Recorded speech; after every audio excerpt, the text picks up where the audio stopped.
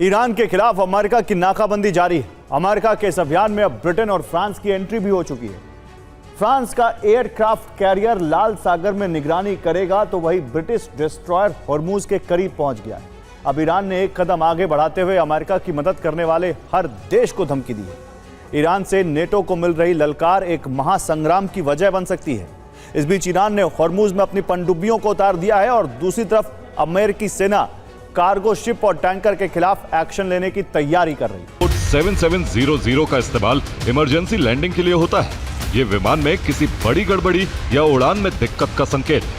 7700 code का इस्तेमाल किसी हमले से नुकसान का भी संकेत। अमेरिकी जेट की सुरक्षित लैंडिंग हुई। यूएई के अल दाफरा बेस पर जेट उतर गया। ब्रिटेन ने हॉर्मुज के करीब HMS ड्रैगन को तैनात कर दिया है। HMS ड्रैगन हवा में मिसाइल और ड्रोन को गिरा सकता है। HMS ड्रैगन समुद्र में एयर डिफेंस के तौर पर काम करता है, जबकि फ्रांस ने अपने एयरक्राफ्ट कैरियर को लाल सागर में भेजा है। एयरक्राफ्ट कैरियर भी नेवल ब्लॉकेड में अमेरिका की मदद करेगा। ईरानी विदेश मंत्रालय की तरफ से धमकी जारी की गई। ईरान अमेरिका की मदद करने वालों को मुंह तोड़ जवाब देगा। हॉर्मुज अभियान में शामिल होने वालों को अंजाम भुगतना होगा। ईरान के खिलाफ अमेरिका की सख्ती जारी है।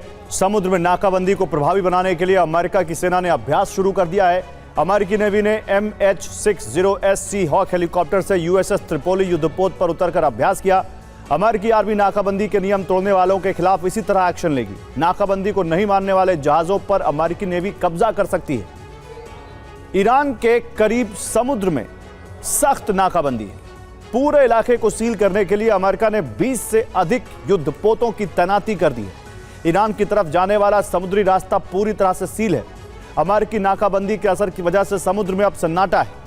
नाकाबंदी के दौरान अमेरिका की वजह से 61 जहाजों ने रास्ता बदला है। ईरान के करीब जाने की कोशिश नाकाम हो रही है। 4 जहाजों पर अमेरिका ने एक्शन भी लिया है। ईरान की आखिरी शर्त हॉर्मुज को लेकर। ईरान ने हॉर्मुज पर कंट्रोल की शर्त रखी, यानी ईरान हॉर्मुज में टोल वसूलने पर अड़ा है। और ईरान ने हॉर्मुज में पनडुब्बियों की तैनाती कर दी है। ईरान के पास छोटी छोटी कई पनडुब्बी, लेकिन छोटे आकार की पनडुब्बी भी युद्धपोत को नष्ट करने में सक्षम है। ईरान की ये पनडुब्बियां फारस की खाड़ी की डॉल्फिन के नाम से जानी जाती है। ईरान ने हॉर्मुज में निगरानी बढ़ाने के लिए पनडुब्बियों को तैनात किया है। और अमेरिका ईरान के बीच युद्ध विराम के लिए कूटनीतिक खेल चल रहा है। सरेंडर के लिए शर्तें गढ़ी जा रही हैं और अब इन्हीं शर्तों की जमीन पर टकराव की बुनियाद रखी जा रही है। पहले ट्रंप ने प्रस्ताव दिया, फिर ईरान ने जवाब दिया, लेकिन ना तो ईरान को प्रस्ताव पसंद आया, ना ही ट्रंप को ईरान का जवाब। इसलिए माना जा रहा है कि अमेरिका और ईरान कभी भी संघर्ष विराम के एक बिंदु पर नहीं पहुंच पाएंगे। तो क्या अरब में फिर बारूदी विनाश का दौर आएगा या फिर दुनिया की अर्थव्यवस्था का दम निकाला जाएगा? जवाब इस रिपोर्ट में देखिए। कि ईरान कोई भी प्रस्ताव ट्रंप को खुश करने के लिए नहीं बनाता, जिनमें प्रमुख हैं हॉर्मुज पर संप्रभुता, यानी स्ट्रेट ऑफ हॉर्मुज धीरे धीरे खोला जाएगा और इसका प्रबंधन अब ईरान ही करेगा। दूसरी महत्वपूर्ण शर्त है घेराबंदी हटे, यानी अमेरिका तुरंत समुद्री नाकाबंदी हटाए और ईरान की जब्त संपत्तियों को भी मुक्त करे। तीसरी है युद्ध का हर्जाना, वो हर्जाना जिसमें अमेरिका और इजराइल के हमले से ईरान को नुकसान हुआ है। चौथी है परमाणु कार्यक्रम जारी रहेगा, यानी कुछ मात्रा यूरेनियम की डाइल्यूट की जाएगी। बाकी बचा यूरेनियम तीसरे देश को भेजा जाएगा, लेकिन ईरान किसी भी कीमत पर परमाणु केंद्र नष्ट नहीं करेगा। और पांचवी है गारंटी की मांग, यानी वॉशिंगटन फिर से समझौते से मुकरता है तो ईरान को उसका यूरेनियम वापस लौटाया जाएगा। और इजराइल ने ईरान के सबसे बड़े प्रॉक्सी गुट हिजबुल्लाह के खिलाफ ग्राउंड ऑपरेशन तेज कर दिया है। दूसरी तरफ हिजबुल्लाह ने रूस वाली तकनीक से इजराइल के ताकतवर एयर डिफेंस सिस्टम को हिलाकर रख दिया है। हिजब के ऑपरेशन मिनी बर्ड से कैसे IDF की एडवांस ड्रोन जैमिंग टेक्नोलॉजी भी नाकाम हो रही है, देखिए इस रिपोर्ट में। FPV ड्रोन आकार में बहुत छोटे होते हैं, प्लास्टिक या कार्बन फाइबर से बने होते हैं, जिससे ये रडार की स्क्रीन पर पक्षी की तरह दिखते हैं या बिल्कुल नहीं दिखते। ये ड्रोन खास केबल्स और मैनुअल ऑपरेशन का इस्तेमाल करके IDF की ड्रोन जैमिंग और ट्रैकिंग की एडवांस टेक्नोलॉजी को मात दे देते हैं। ये ड्रोन ब्लाइंड स्पॉट से हमला करते हैं क्योंकि एयर डिफेंस सिस्टम एक निश्चित ऊंचाई के नीचे नहीं देख सकते।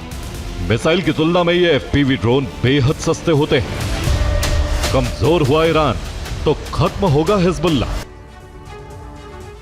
चीनी विदेश मंत्रालय के प्रवक्ता ने आधिकारिक तौर पर अमेरिकी राष्ट्रपति डोनाल्ड ट्रंप की बीजिंग यात्रा का ऐलान कर दिया है। ट्रंप चीन के राष्ट्रपति शी जिनपिंग के निमंत्रण पर 13 मई से 15 मई तक चीन का दौरा करेंगे। ईरान से लंबी खिंच रही शांति वार्ता और हॉर्मुज संकट से अमेरिकी राष्ट्रपति डोनाल्ड ट्रंप की चीन यात्रा की अहमियत और बढ़ गई। बुधवार से ट्रंप की चीन यात्रा शुरू हो रही है। ट्रंप राष्ट्रपति जिनपिंग से मुलाकात करेंगे। अमेरिका चीन के बीच संवाद का नया दौर शुरू होगा। चीन हॉर्मुज को जल्द खुलवाने के पक्ष में है। ट्रंप चीन से समझौता कराने की मांग कर सकते हैं। ईरान के नाम पर चीन अपनी अहमियत बढ़ा सकता है। चीन अब तक अमेरिका और ईरान के बीच मध्यस्थ बनने से बचता रहा है, लेकिन अब अघोषित तौर पर चीन मध्यस्थ बन सकता है। चीन ईरान का पक्ष पहले ही जान चुका है और अब ट्रंप से फाइनल दौर की बातचीत कर सकता है। चीन को ईरान से सस्ते दाम में तेल मिलता है। चीन नहीं चाहेगा कि ईरान से प्रतिबंध हटे, लेकिन हॉर्मुज बंद होने से चीन का व्यापार प्रभावित है। डील करवाकर चीन ट्रंप को एहसानमंद बनाने की कोशिश भी करेगा।